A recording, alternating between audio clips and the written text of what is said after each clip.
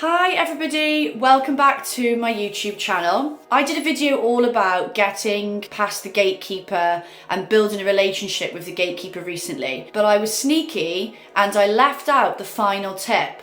This video is the final tip.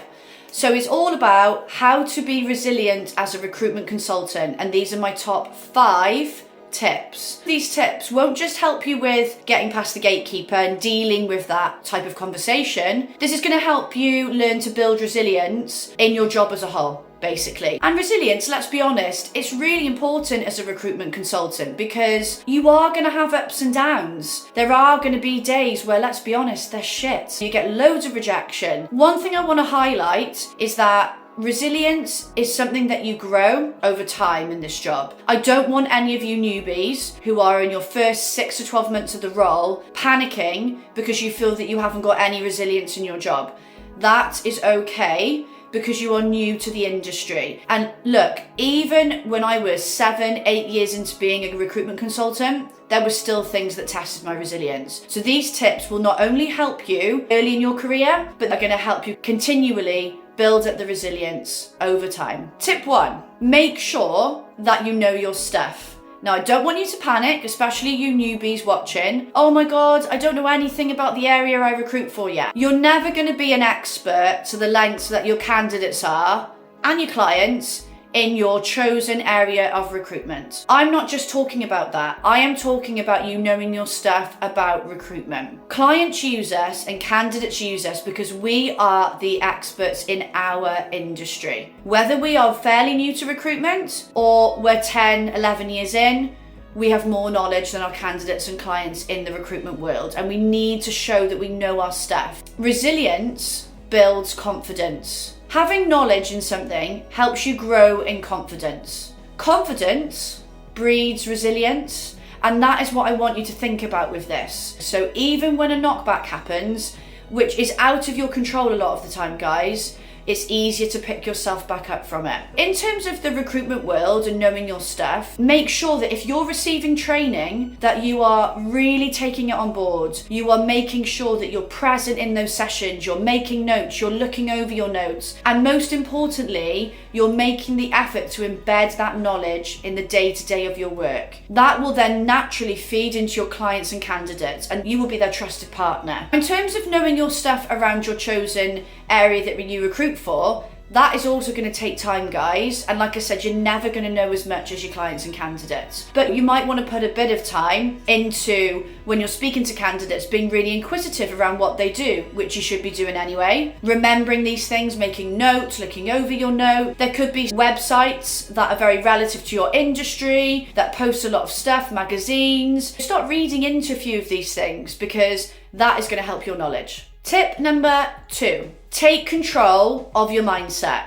This is often neglected when we're thinking about knockbacks and building resilience, but honestly, it's so simple and effective to do this, and it makes a huge amount of difference. For example, if something happens that isn't great and it affects your mood or your mindset, the way to help build up your resilience is have coping mechanisms. So it might be that if you put the phone down and you've had a particularly difficult conversation with a candidate or a client, that you go for a little walk around the office or you go outside and you have a little bit of a reflection. Because giving yourself that time to work on your mindset and realize that you're in control of your mindset will help you build up that resilience. So the next time something happens that's difficult or bad, you have the tools then to go and cope with that change in mindset and control it and bring yourself back into a more positive and present reality.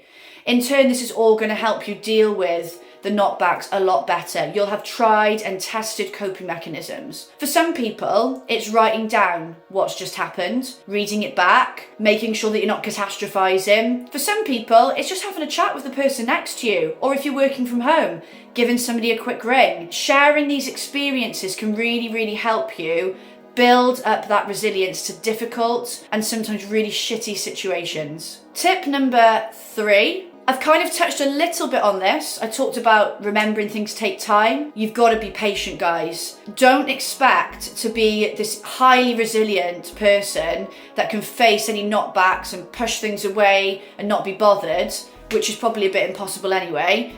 overnight. It's not going to happen. You're not going to watch this video and bam, be a resilient person. These are things that you need to practice. The more pressure you put on yourself to be this perfect resilient person, the more actually your resilience is going to be effective. So it's completely counterintuitive.